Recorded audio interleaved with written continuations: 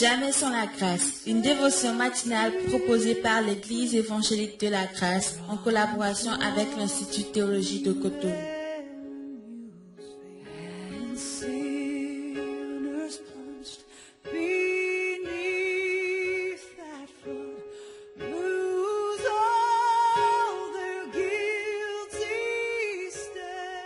Bonjour chers amis, chers internautes, nouvelle journée, nouvelle provision, bienvenue dans la dévotion de ce matin, d'où Jésus, je te bénis parce que tu viens encore ce matin pour investir qui tu es en nous, pour nous transformer chaque jour qui passe de plus en plus à ton image. Gloire, honneur à toi ce matin. Amen. Alors nous reprenons un peu notre passage d'hier, Matthieu chapitre 13, le verset 24 où il est écrit. Il leur proposa une autre parabole et il dit. Le royaume des cieux est semblable à un homme qui a semé une bonne semence dans son champ. Amen.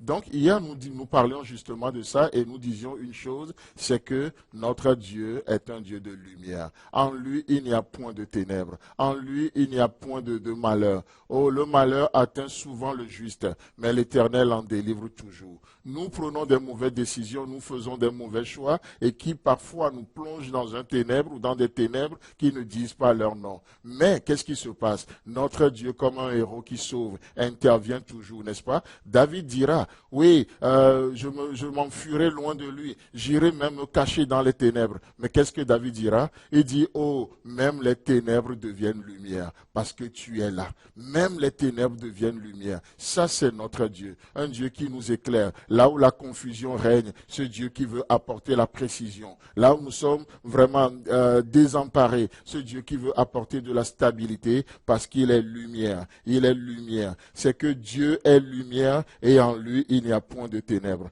Amen. Dans Ésaïe chapitre 42, le verset 16, il est écrit, « Je ferai marcher les aveugles sur un chemin qu'ils ne connaissent pas. » Oh là, aveugle, ça parle déjà des ténèbres. L'aveugle ne voit rien. Donc tout est obscur pour l'aveugle. Vous savez quoi? Ça c'est le cas des êtres humains que nous sommes. Ça c'est notre condition, la condition de notre humanité. Tellement dans le péché que nous ne pouvons parfois même pas dissocier notre gauche de notre droite. Mais Dieu fait résonner ou Dieu fait rayonner sa lumière en nous. Dieu fait jaillir sa lumière en nous. Et ce Dieu se lève de son trône et il nous fait cette promesse. Il prend cet engagement et il le prend encore ce matin. Alors mon frère, ma soeur, chers amis, chers internautes, peu importe la condition dans laquelle tu es, ce Dieu promet ce matin, il dit, je ferai marcher les aveugles sur un chemin qu'ils ne connaissent pas. Amen. Je le ferai. Dieu prend l'engagement basé sur lui-même. Pas basé sur ta force, basé sur ta capacité. Non, basé sur qui il est. Je le ferai. Je ferai marcher les aveugles et je prie ce matin que le Seigneur puisse te diriger au nom puissant de Jésus. Je prie ce matin que tu puisses écouter cette voix de Dieu retentir dans ton cœur. Oh, là où tu es perdu, que Dieu te retrouve, que Dieu te montre la voie, qu'il te montre le chemin au nom puissant de Jésus. Je ferai marcher les aveugles sur un chemin qu'ils ne connaissent pas. Je les conduirai par les sentiers qu'ils ignorent. Je changerai devant eux les ténèbres en lumière et les endroits tortueux en plaine. Voilà ce que je ferai. Je ne les abandonnerai point.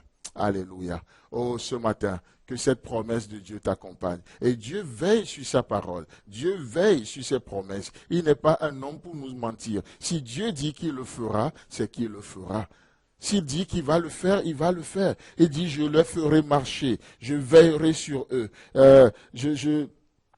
Je changerai devant eux les ténèbres en lumière, comme il a fait pour le cas de David dont on parlait. Dans les ténèbres deviennent lumière pour lui, parce que la présence de Dieu est là. Et il dit, mais voilà ce que je ferai. Je ne les abandonnerai point. Chers amis, chers internautes, oh, peut-être que aujourd'hui, vous vous êtes levés avec une grande crainte dans le cœur. Vous vous êtes levés ce matin et à l'horizon, vous avez de la peine à voir l'horizon. Tout est noir, tout est sombre. Mais laissez-moi vous dire que Dieu prend un engagement. Dieu prend un engagement. Il n'est pas l'auteur du mal.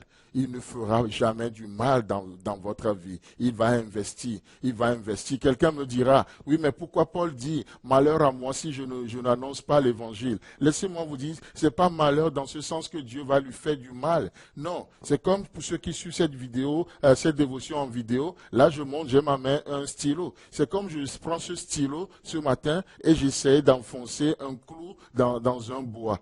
Si le stylo a une émotion, si le stylo a une conscience, qu'est-ce qui va se passer? Mais il va crier malheur, parce que je ne suis pas fait pour ça. C'est ce que Paul est en train de dire. Pas parce que Dieu va le maudire. Non, mais laissez-moi vous dire qu'à chaque fois que nous vivons contre nature, nous utilisons nos vies pour faire ce dont nous ne sommes pas destinés, nous produisons, sans le savoir, un court-circuit dans nos vies. Et c'est de ce malheur que l'apôtre Paul parle. Mais Dieu s'engage. Dieu s'engage, peu importe ce que vous avez créé, ce que Dieu fera aujourd'hui dans cette journée fera toute la différence dans votre vie. Qu'il vous bénisse, qu'il vous fasse du bien, et Dieu voulant, on se retrouve demain. C'est tout le temps que nous avons. Si vous avez aimé cette dévotion, parlez-en à vos amis. Parlez-leur du message de la grâce et de ce qu'il fait en vous. Pour un sujet de prière, une question ou plus d'informations, contactez-nous. Téléphone 64 88 35 87 ou 96 42 69 05 ou par WhatsApp au 94 75 80 20.